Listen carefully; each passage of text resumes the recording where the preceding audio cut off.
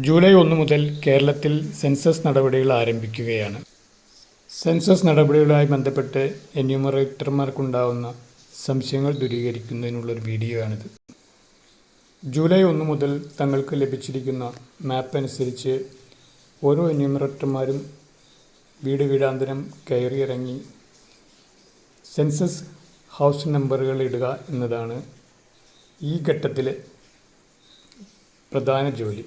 അടുത്ത ഘട്ടം ഫെബ്രുവരി 2027 ഈ ഘട്ടത്തിൽ നമുക്ക് 34 ചോദ്യങ്ങളാണ് സെൻസസുമായി ബന്ധപ്പെട്ട ആപ്പിൽ രേഖപ്പെടുത്താനുള്ളത്.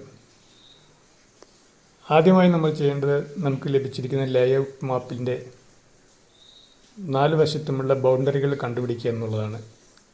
ബൗണ്ടറികൾ എന്ന് പറയുമ്പോൾ ഒരു പ്രധാന റോഡാകാം, അതൊരു പാടമാകാം, അല്ലെങ്കിൽ ഒരു ഇട റോഡാവാം.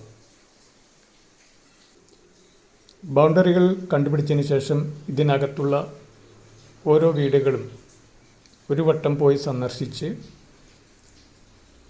എല്ലാ വീടുകളുടെയും സ്ഥാനം നിർണ്ണയം ചെയ്തിട്ട് പിന്നീടാണ് ജൂലൈ 1 മുതൽ ഇത് നമ്പറിങ് നൽകേണ്ടത്. നമ്മുടെ ബൗണ്ടറിക്കകത്തുള്ള എല്ലാ സ്ഥാപനങ്ങൾക്കും, അത് വീടാകട്ടെ, ഷോപ്പാകട്ടെ, അമ്പലമാകട്ടെ, പള്ളിയാകട്ടെ, അതല്ലെങ്കിൽ ഏതെങ്കിലും ഫാക്ടറി ആവട്ടെ, ഇതിനെല്ലാം നമ്പറിങ് നൽകേണ്ടതായിട്ടുണ്ട്. സെൻസസ് നമ്പറിങ് തുടങ്ങുന്നത് 001 ഇതിലാണ്.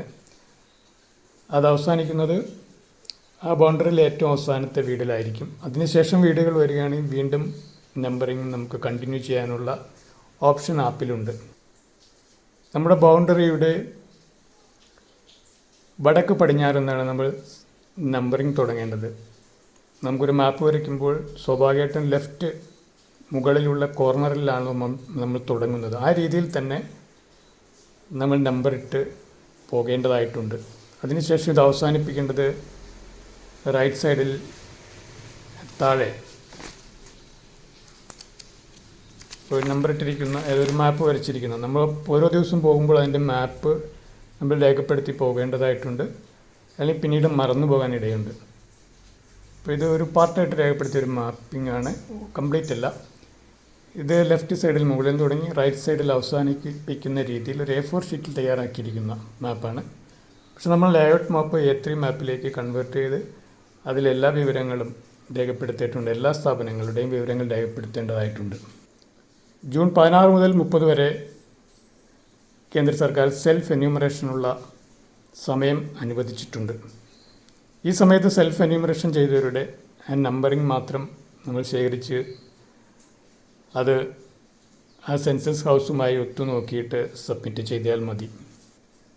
കഴിഞ്ഞ പഞ്ചായത്ത് തിരഞ്ഞെടുപ്പിലെ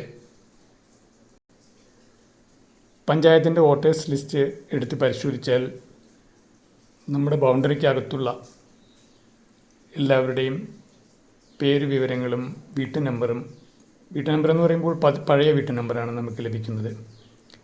ആ വീട്ടു നമ്പർ അടിസ്ഥാനപ്പെടുത്തിയാണ് നമ്മൾ സെൻസസ് നമ്പറിങ് നൽകുന്നത്. നമ്പറിങ് പൂർണ്ണമായും പൂർത്തിയാക്കിയതിന് ശേഷം ഇതിൻ്റെ ലേഔട്ട് മാപ്പ് സെൻസസ് വിഭാഗത്തിന് കൈമാറേണ്ടതുണ്ട്. പ്രധാനമായും ഈ ഘട്ടത്തിൽ നമുക്ക് ആവശ്യമുള്ള വിവരങ്ങളെന്ന് പറയുന്നത് ബിൽഡിംഗ് നമ്പർ, ബിൽഡിങ്ങിൻ്റെ ഫ്ലോർ മെറ്റീരിയൽ, വാൾ മെറ്റീരിയൽ, റൂഫ് മെറ്റീരിയൽ, ഇത് റെസിഡൻസ് ആണോ ഷോപ്പാണോ, ഇവിടെ എത്ര പേർ താമസിക്കുന്നു, ഹെഡ് ഓഫ് ദ ഫാമിലിയുടെ സെക്സ്, SC/ST വിഭാഗത്തിൽപ്പെടുന്ന ഏത് വിഭാഗമാണ്, എത്ര പേരിവിടെ താമസമുണ്ട്, അതിൽ കപ്പിൾസ് എത്ര, ഇതിൻ്റെ വാട്ടർ എവിടെ നിന്നാണ്, കിണറാണോ പൈപ്പാണോ, അതോടെ ലൈറ്റിംഗ് സോളാറാണോ, ഇലക്ട്രിസിറ്റി ആണോ, വേസ്റ്റേജ് എങ്ങനെയാണ്, ഡ്രെയിനേജ് എങ്ങനെയാണ്, ബാത്റൂംസ് ഉണ്ടോ, LPG സൗകര്യങ്ങളുണ്ടോ, ഇൻ്റർനെറ്റ് ഉണ്ടോ, ലാപ്ടോപ്പ് ഉണ്ടോ, വെഹിക്കിൾസ്, കാർ, ജീപ്പ് ആദ്യമായ കാര്യങ്ങളാണ്. അതുപോലെ നമ്മൾ കഴിക്കുന്ന പ്രധാന ഭക്ഷണം റൈസാണോ ചോളമാണോ വീറ്റാണോ, ഇത്തരം ചോദ്യങ്ങൾ ഉൾപ്പെടുത്തി 34 ചോദ്യങ്ങളാണ് ഈ ഘട്ടത്തിൽ എന്യൂമറേറ്റർമാർ വീടുകളിൽ ചോദിക്കേണ്ടത്. ഇതിലോരോ ചോദ്യവും ഏറ്റവും ഇമ്പോർട്ടൻ്റ് ആണ്. അപ്പോൾ അത് കൃത്യമായ വിവരങ്ങളുമായി ഒത്തുപോകാനുള്ള ശ്രദ്ധ നമുക്കുണ്ടാവണം. ഏറ്റവും അവസാനം മൊബൈൽ നമ്പർ അടക്കം ചോദിച്ച് നമ്മൾ ആപ്പിൽ സബ്മിറ്റ് ചെയ്യുന്നതാണ് രീതിയാണ് ഈ ഘട്ടത്തിലുള്ളത്.